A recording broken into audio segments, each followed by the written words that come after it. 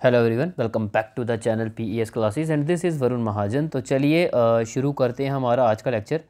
तो हमारा general science का प्रीवियस ईयर्स क्वेश्चंस हम डिस्कस कर रहे हैं। तो ये सेकंड लेक्चर रहेगा। तो चलिए शुरू करते हैं। देखिए, पहला आता है जी क्वेश्चन किलोमीटर पर आवर के बारे में। ठीक है, तो किलोमीटर पर आवर जो है ये ऐसा यूनिट है किसका, या फिर आप बोल सकते हो कि स्पीड या फिर एक्सेलरेशन या फिर मोमेंटम या फिर मास, इनमें से कौन सी क्वांटिटी है जिसको मेजर किया जाता है किलोमीटर पर आवर में। ठीक है, इजी है, बताओगा सबको। सही आंसर क्या है इसका? सही आंसर है इसका स्पीड। आपको होता है स्पीड को हम मीटर पर सेकंड में मेजर करते हैं, या फिर आप बोलो किलोमीटर पर आवर में भी जो है वो मेजर किया जाता है। ओके, बाकी आपको पता है अगर आप किलोमीटर पर आवर को मीटर पर सेकंड में भी कन्वर्ट कर सकते हो। किलोमीटर 1 किलोमीटर जो है वो 1000 मीटर के इक्वल है, और 1 आवर जो है ये आपका 3600 सेकंड्स के इक्वल है। तो यहाँ से ये काटो, ठीक है, तो ये आ गया जी आपका मीटर पर सेकंड में निकल गया 10/36। ओके, तो आप किलोमीटर पर आवर को मीटर पर सेकंड में भी कन्वर्ट सकते हो, मतलब कन्वर्ट कर सकते हो, या फिर आप ये बोल सकते हो कि मीटर पर सेकंड को भी आप किलोमीटर पर आवर में कन्वर्ट कर सकते हो। ठीक है, तो इसका सही आंसर क्या है इसका? Kilometre per hour is the unit to measure speed. Next हम बात करते हैं a lake is a type of. तो आपको ये बताना है, जो आपको ये लेक देखने को मिलती है, लेक में आपको कौन सा इकोसिस्टम जो है वो देखने को मिलता है। ठीक है, वो मेराइन इकोसिस्टम है, लैक्टिक इकोसिस्टम है, लॉटिक इकोसिस्टम है, या फिर टेरेस्ट्रियल इकोसिस्टम है। तो ये पूछा गया है। तो लेक में बताना है आपने कौन सा इकोसिस्टम हमें देखने को मिलता है, बताओ। लेक में हमें लैंटिक इकोसिस्टम जो है वो देखने को मिलता है। ओके, नेक्स्ट आता है जी, आपको ये बताना है कि वो कौन सा सब्सटेंस है जो आपका एग्जिस्ट करता है सॉलिड में भी, लिक्विड में भी और गैस में भी एग्जिस्ट करता है। ठीक है, तो वो आपको सब्सटेंस के बारे में बताना है, उसका नाम क्या है इन चार में से, बताओ। सही आंसर है इसका क्या? वाटर। आपको पता है वाटर जो है वो सॉलिड में भी होता है, आइस क्यूब की फॉर्म में जब फ्रीज़ करते हो, और लिक्विड की फॉर्म में भी आप देखते हो, पीते हो, जो पानी पीते हो, है ना। और गैस की फॉर्म में देखो इवेपोरेट होकर वाटर वेपर्स की फॉर्म में जो है वो इवेपोरेशन से जाता है हमारे एटमॉस्फेयर में। ठीक है, तो हम क्या बोलेंगे? वाटर है जो कि एग्जिस्ट करता है in all three forms. Next देखते हैं, यहाँ पूछा गया कि कौन सा प्रोटोकॉल, या फिर आप बोल सकते हैं कौन सी कन्वेंशन लाई गई थी जिसने ओजोन लेयर जो उसकी प्रोटेक्शन के रिगार्डिंग जो है वो बात की है। ठीक है, तो वो कौन सा प्रोटोकॉल है, कौन सी कन्वेंशन है जो बात करती है कि हमें ओजोन लेयर जो है उसको प्रोटेक्ट करके रखना है। क्योंकि आपको पता है जो ओजोन लेयर है, ये सन रेज जब हमारे अर्थ पे आएंगी, ये अर्थ है नीचे, अर्थ पे आएंगी, तो आपको पता है यूवी रेज जो है वो अच्छा खासा इम्पैक्ट कर सकती हैं। तो इसलिए यहाँ पे ओजोन लेयर जो है वो हमें प्रोटेक्ट करती from such type of harmful rays से। अगर यही हमारी डिप्लीट हो जाएगी तो ये सीधे एंटर करेगी हमारी अर्थ पे, और हमें अच्छा खासा इम्पैक्ट देखने को मिलेगा। तो यहाँ पे वही चीज़ बोली गई थी, कौन सा प्रोटोकॉल या कौन सी कन्वेंशन थी जो ये बोलती थी कि हमें ओजोन लेयर जो है उसकी प्रोटेक्शन करके रखनी है। ठीक है, ओजोन लेयर जो उसकी डिप्लीशन वगैरह जो है वो हमें नहीं करनी। ओके, तो क्या सही आंसर होगा इसका, बताओ। बाकी हम करेंगे जब इन्वायरमेंट इकोलॉजी पढ़ेंगे। ये सही आंसर है इसका वियना कन्वेंशन 1985। नेक्स्ट देखो अब, अच्छा ये देखो 65th देखो अब, यहाँ क्या पूछा गया हुआ है? यहाँ पे बोला गया है कि आपको बताना है कि फॉसिल फ्यूल जो है उसकी कंबशन की जाती है एट द पावर प्लांट। ठीक है, और हम बात करें जो कंबशन की जा रही है फॉसिल फ्यूल की, यही मेन पावर प्लांट में। ठीक है, तो ये basically source of emission of which of the following gases, मतलब कि आपको ये बताना है कि कौन सी गैसेस जो है उसकी एमिशन हमें जो है वो देखने को मिलती है जब आप क्या करते हो, किसी फॉसिल फ्यूल को बर्न करते हो पावर प्लांट में। ठीक है, पावर स्टेशंस में आप क्या करते हो, फॉसिल फ्यूल को जो है वो बर्न करते हो, और बर्न करने से क्या होता है, कुछ गैसेस की एमिशन हमें देखने को मिलती है। वो गैसेस के बारे में बताना है। ठीक है, तो वो गैसेस कौन सी है जो कि एमिट होती है, हमें देखने को मिलती है, बताओ।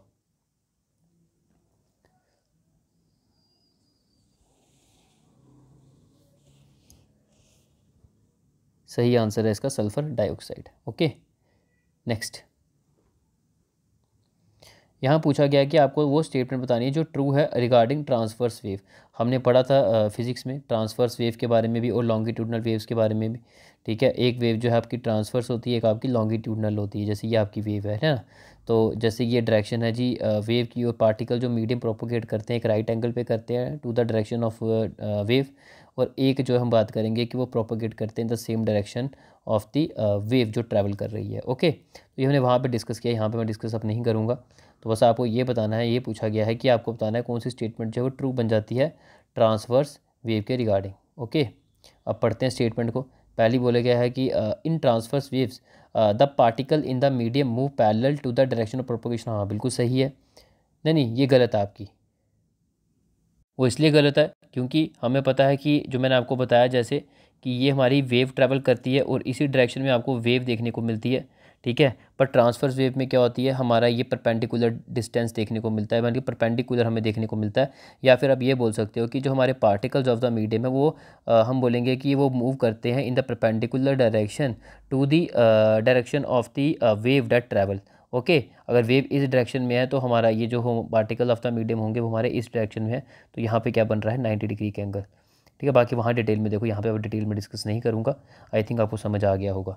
तो यहाँ पे हम बोलेंगे ये क्वेश्चन ये वाला जो है वो गलत बन जाता है, क्योंकि यहाँ पे क्या बोला गया है कि ट्रांसवर्स वेव में आपको particle of the medium move करते हुए देखने को मिलते हैं parallel of the direction of the wave, यानी कि अगर वेव इस डायरेक्शन में है तो पार्टिकल जो है मीडियम के वो भी इसी डायरेक्शन में ही मूव करेंगे, जो कि 0 डिग्री एंगल बना रहा है, या फिर आप बोल सकते हो कि पैरेलल देखने को मिल रहा है, जो कि गलत स्टेट में है। ये लॉन्गिट्यूडनल वेव्स में आपको देखने को मिलता है। ट्रांसवर्स वेव में क्या होता है, अगर ये डायरेक्शन है वेव की तो आपको इस टाइप से एक राइट एंगल जो है वो देखने को मिलता है। पार्टिकल जो होंगे हमारे ये जो पार्टिकल्स हमारे मीडियम के होंगे वो बेसिकली राइट एंगल होते हैं हमारे to the direction of the wave, ठीक है। तो ये हमारी स्टेटमेंट होगी गलत, हमने सही स्टेटमेंट ढूंढनी है। सेकंड आता है जी, ट्रांसवर्स वेव जो है हमारी ये मूव करती है इन the form of the crest and trough. हाँ जी बिल्कुल सही है ये, मैंने आपको पहले भी बताया था जब मैंने फिजिक्स पढ़ी थी। ये ऐसे वेव्स होती है ना। अब वेव्स में आपका एक आपका क्रेस्ट बनता है, एक आपका क्या बनता है, ट्रफ बनता है। ओके, बाकी ये क्रेस्ट ट्रफ हमें देखने को मिलते हैं वेव में, तो बोलेंगे ये हमारी ट्रांसवर्स वेव जो है वो मूव करती है इन the form of the crest and troughs. Okay, तो ये हमारी सेकंड स्टेटमेंट ठीक बन जाती है।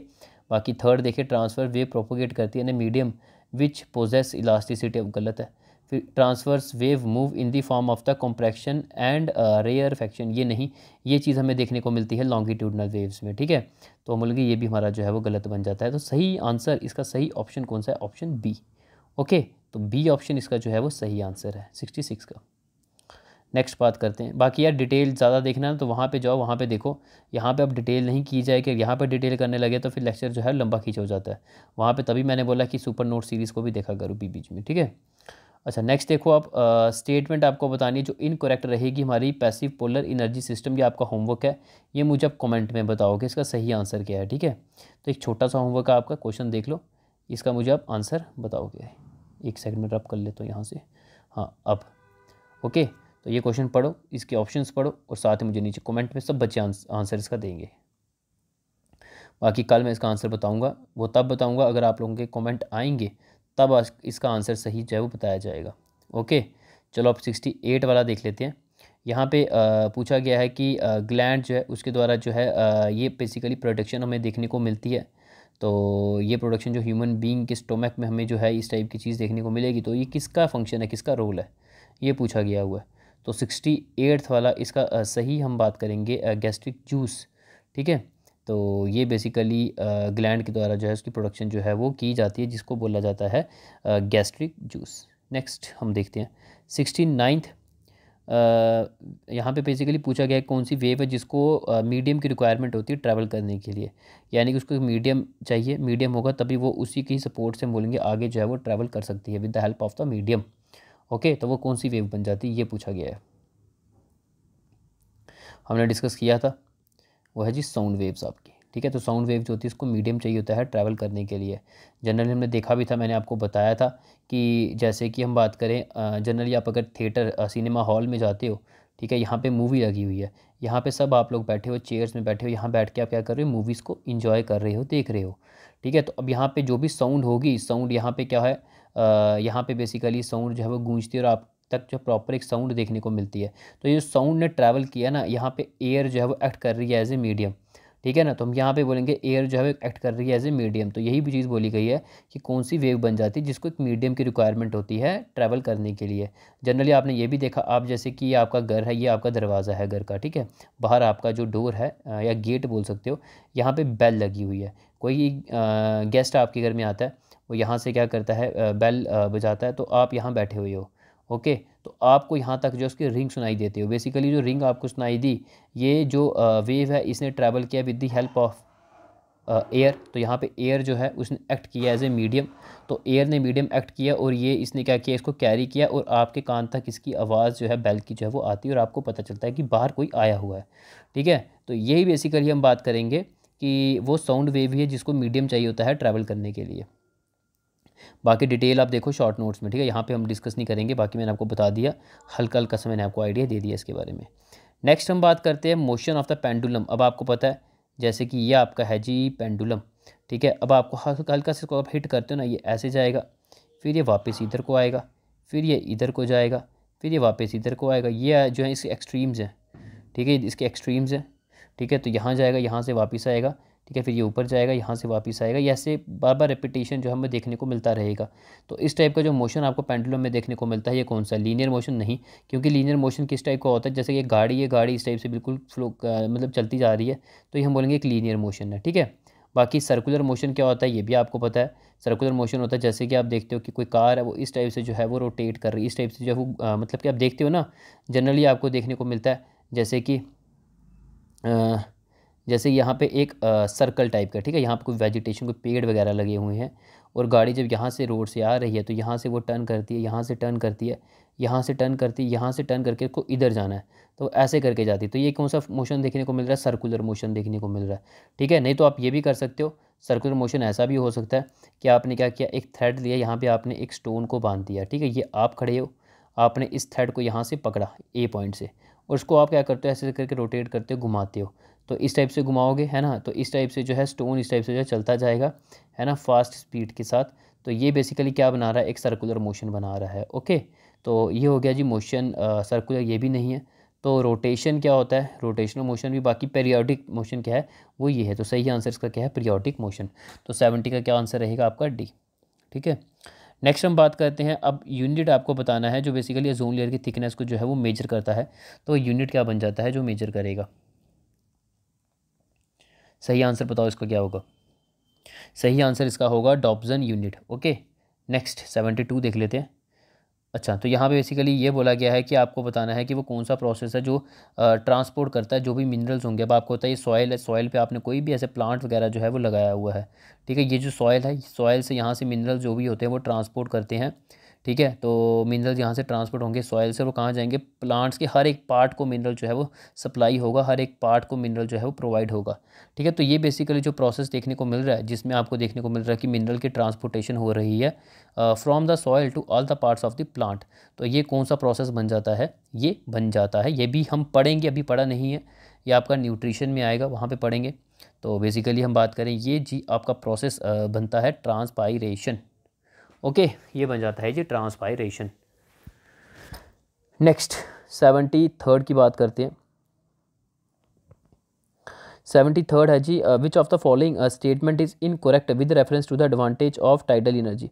तो आपको गलत स्टेटमेंट बतानी है regarding the benefit of tidal energy के, ठीक है।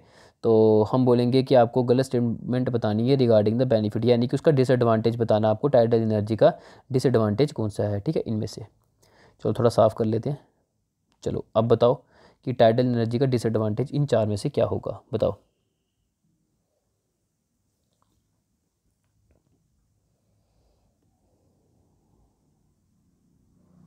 सही आंसर बता रहा हूँ इसका मैं, सही आंसर है इसका बी। ओके, तो ये इसका बी ऑप्शन सही है। नेक्स्ट मरकरी, ये आपका होमवर्क है, ये मुझे आप सॉल्व करके नीचे कमेंट में बताओगे, ठीक है। नेक्स्ट आता है जी, when a fan switched off it continue to rotate for some time before coming to rest. Generally आप देखते हो क्या होता है, आप फ़ैन का जो है वो स्विच को बंद कर देते हो, ठीक है। अब फ़ैन तो पहले चल रहा था बट आपने स्विच बंद किया, अब फ़ैन के जो वो होंगे ना ब्लेड्स होंगे, वो जगदम रुकेंगे नहीं, जगदम बंद नहीं होंगे, वो क्या होगा, उनका मोशन आहिस्ता आहिस्ता स्लो होगा और आहिस्ता स्लो होते होते एक टाइम पे क्या होगा, वो बिल्कुल ही रेस्ट पे आ जाएंगे, है ना। तो इस टाइप का आपको देखने को मिलता है। तो आपने क्या किया, चलते फ़ैन को बंद किया तो वो जगदम स्टॉप पे नहीं आएगा, वो पहले क्या करेगा, आहिस्ता आहिस्ता अपनी स्पीड कम करेगा, फिर उसके बाद वो जो है वो रेस्ट पे जो है वो आएगा कुछ टाइम के बाद ही।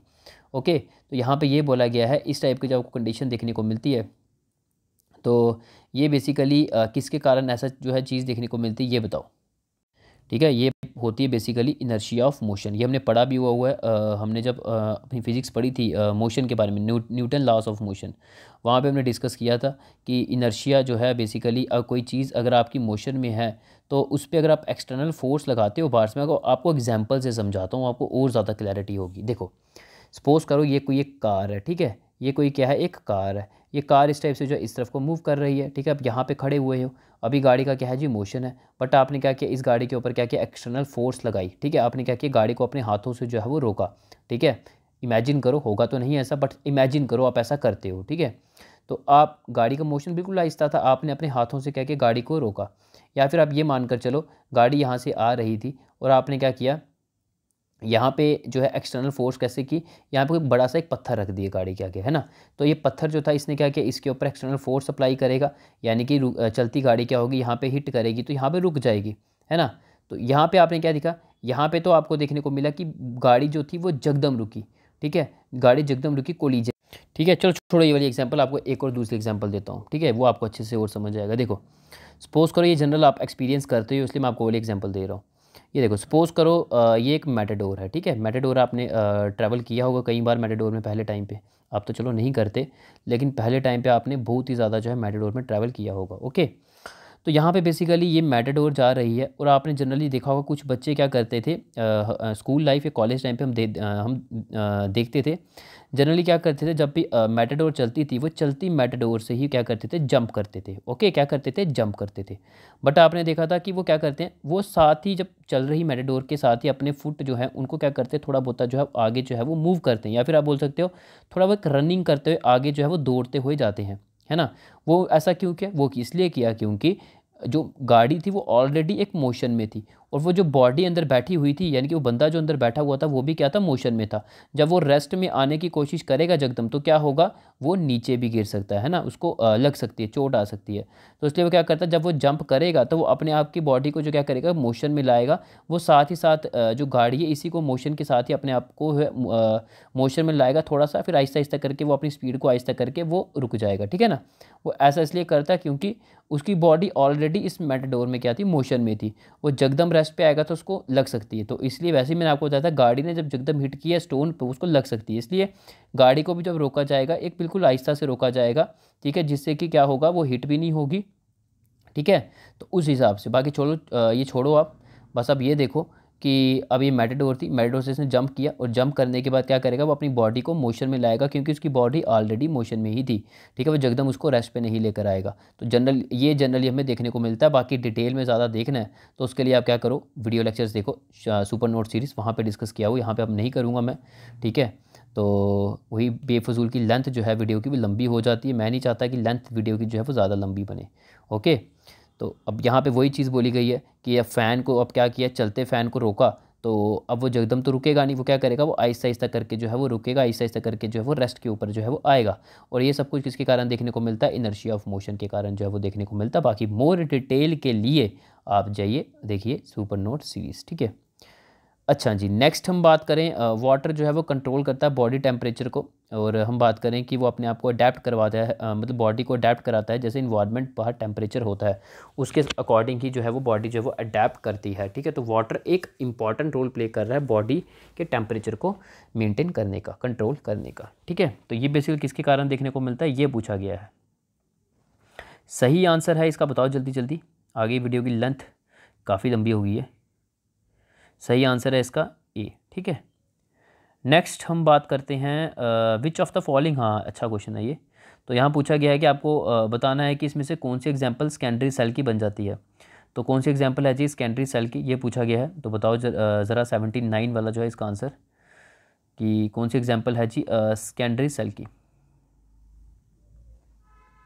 सही आंसर है इसका lead storage cell, okay. Next 80 देख लेते हैं। तो which of the following vitamin B reduces the spina bifida in the unborn babies, okay. तो ये बताना जी इसका सही आंसर क्या होगा। बाकी बायो पढ़ेंगे हम, अभी नहीं आई है, तो आगे आपका ये विटामिन टॉपिक भी एक है JKSSB में, वो डिस्कस करेंगे, वहाँ पे आपको सारी जितने भी इंपॉर्टेंट है विटामिन वो सब वहाँ पे डिस्कस किए जाएंगे, ठीक है। तो बताओ कौन सा विटामिन बी है जो रिड्यूस करता है ये चीज़ें अनबॉर्न बेबीज़ में, बताओ।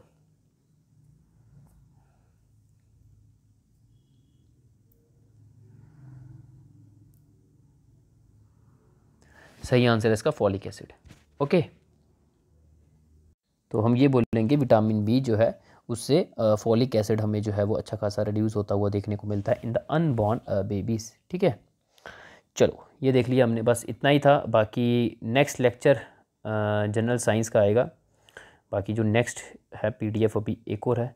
ठीक है, अगर मैं इसमें कंटिन्यू करता हूँ तो लेक्चर की लेंथ जो है बहुत लंबी बन जाएगी, तो इसको इतना ही रखते हैं। तो बाकी इसको जो है नेक्स्ट लेक्चर में हम ले आएंगे। ओके, चलो मिलते हैं, take care, bye bye, thank you.